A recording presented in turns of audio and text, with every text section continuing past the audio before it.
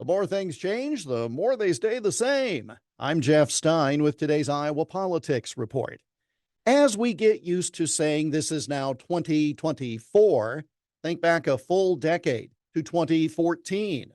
How many things are the same now as they were then?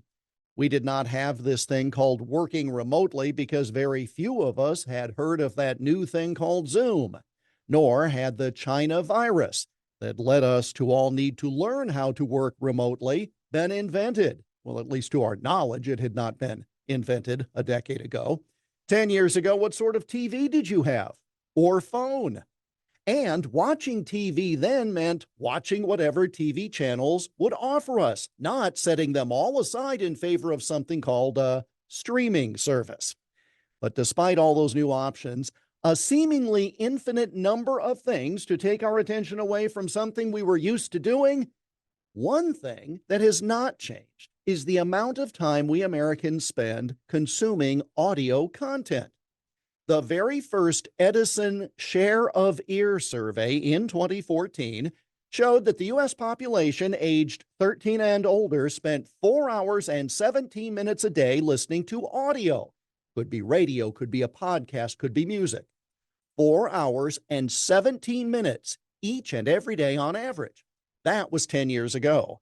The brand new numbers show that same group now spends 4 hours and 11 minutes per day consuming audio, virtually the same, down to the minute almost, as a decade ago.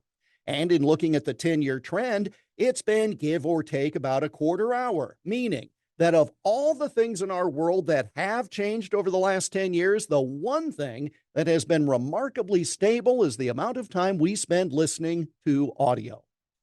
Not watching a cat video on our phones, not texting, not binge watching a show on a streaming service, but the time spent listening to audio.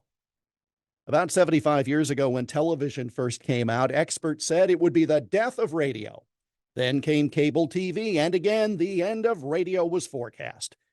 Every time something new comes out, it's the death of audio, including radio. Or then again, in this case, the more things change, the more they do stay the same. And that's the Iowa Politics Report for Tuesday, January 2nd on Twitter, Instagram, Getter, Threads, and Truth Social at Iowa Politics.